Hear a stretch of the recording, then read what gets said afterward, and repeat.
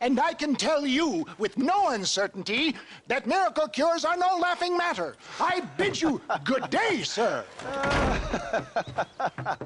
Oh, Mr. Marston, good to see you. How have you been keeping? I'm well, Mr. Mr. West Dickens. Nigel West Dickens of Eastcheap, London, New Waverly, New York, and Armadillo, New Austin. At your service. At my service. At everyone's service. At the service of science, of knowledge, of life. How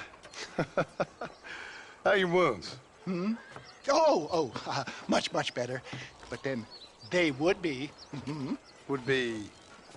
I know a cure for all ailments, Mr. Marston. Ah, I'm sure you do. And I'm sure for just $2 an ounce, I could live forever. Oh, but for you, sir, I'd do a bulk discount rate of $1.95 an ounce, as long as you buy 100 ounces or more. That's a lot of immortality. Give it up, old man. That's Mr. West Dickens to you, boy. Give it up, old man. Listen, Marston, I'm broke, but this stuff is good. It works. I need a healthy young man like you. Come along, let's ride over to my newest customer at Ridgewood, and I'll explain while we go. Okay.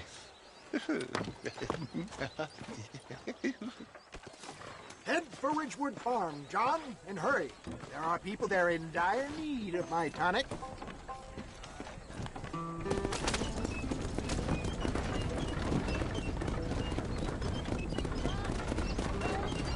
I heard about you, Mr. West Dickens. And I about you, John Marston. Hoodwinking the weak, gullible out of their hard-earned money. My dear boy, it is you who is gullible, if I may be so bold, for heeding such ill-informed You're as full of wind as a horse with a collar. I have been blessed with the gift of language, and for that I will not apologize. But the West Dickens elixirs speak for themselves. My thousands of happy customers attest to that. Those men trying to kill you didn't look so happy. Skepticism is the bastard child of progress, John. Knowledge makes a fool into a doubting Thomas. It's the cross I bear as a pioneer in the fields of commerce and medical research. If my tonic is such a sham, how do you explain the fine fettle in which you find me? Last time you saw me, I was knocking at death's door. You should thank the doctor for that. I reckon you were acting it up worse than it was. Act I can, John. A more convincing Othello there has never been. And so shall you, a fair Iago or Cassio make. I don't like the sound of it. Get back on the road! We'll have nothing left by the time we get to Ridgewood. Showmanship, John. The flourish. The bow. We are operating in a competitive marketplace. Our product must stand out. And how does this involve me? We're going to use your God-given talents to our advantage. I'm really starting to regret I'll drop this. you off at the outskirts of Ridgewood. That way, it won't look like we came together. Once I'm set up, saunter nonchalantly into the crowd that is sure to form. Eventually, I will call you up to try my tonic. After extolling the virtues, I will have you perform a few feats of wonder to amaze and impress the paying public. Such as? Oh, nothing out of the ordinary for a man in your line of work, I assure you. Best you alight here, dear boy, so no one sees us arriving together. I'll see you there. Be ready to enchant the crowd.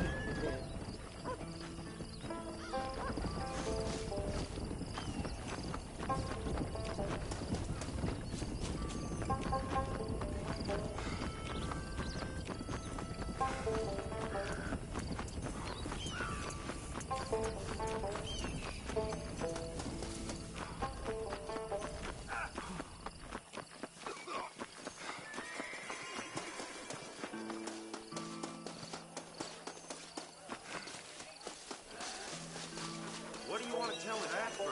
Friends, hard-working souls of Cholla Springs, gather round, gather round. Do you suffer from rheumatism lumbago, acute chronic sciatic, neurologic, or inflammatory pain? Well, I represent the only company that makes the genuine article that cures headaches, neuralgia, earache, toothaches, backache, swelling, sprains, sore chests, swelling of the throats, contracted cords and muscles, anxieties and ravaged nerves, stiff joints, wrenches, dislocations, cuts and bruises, and it adds vitality and vigor to the healthy man. But can you prove it, old man? Oh, I'm sure there's some customer here who could prove the qualities of it by taking a drink right now. You, sir, come up here. Step right up. That's the spirit. Ladies and gentlemen, pay close attention.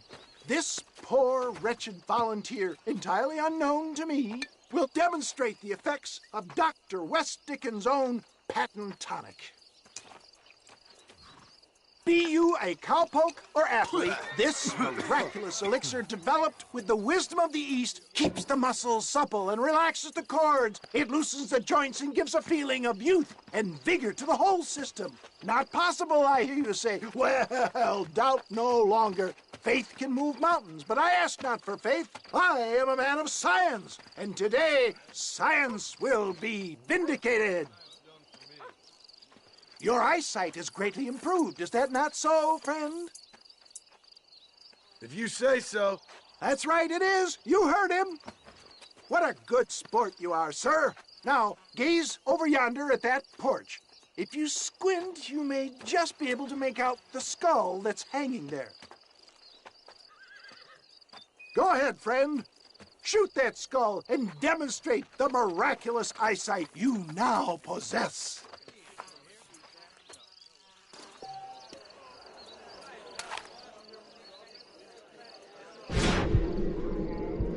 Remarkable!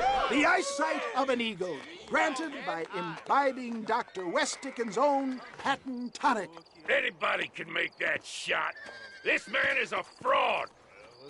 If your eye's so damn sharp, why don't you try shooting my hat out of the air? My friends, our test case has been challenged to shoot a gentleman's hat out of the sky above our heads. You can fool these people, but you ain't fooling me. Right. Let's just see how sharp you is with a moving target. Here it comes.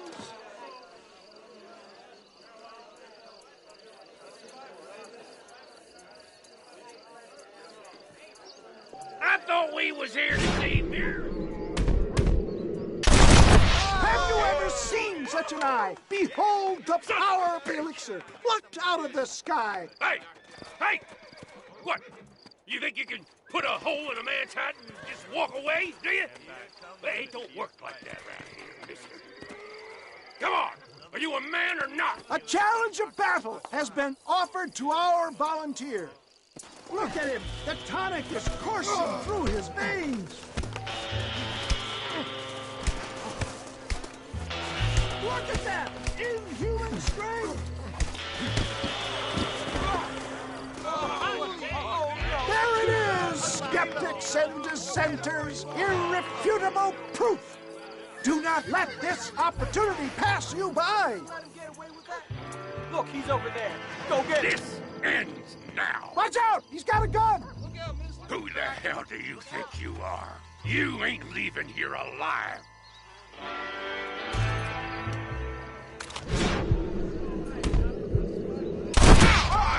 Marvelous shot, dear boy! The kind of deadly accuracy that can only be afforded by the West Dickens elixir. Come, I have plenty for all. You'll be fine. Get out of my way. Hey, where are you going? I want a bottle. Get me a bottle, please. One of them, right here. Yeah, no harm in trying one bottle, I suppose. Well, I think that went kind of well, don't you? I'm just glad that my normal job involves either chasing after cattle or murderers. Not the likes of you, mister. Don't be like that. Now, if you'll excuse me, I'd like to say my goodbyes, head on back to the real world. Wait, sir. I've been thinking about your predicament. And I think I may have an idea. I've been thinking I could be your cunning Odysseus. Beware of the Greeks bearing gifts, sir. Williamson had better beware. We will make them into Trojans. I don't rightly get you. I want you to go and see my old friend Seth. He can come across as a little curious, but I'm sure you two will get on. He's most often found at Coots Chapel. He's very devout. Why see him?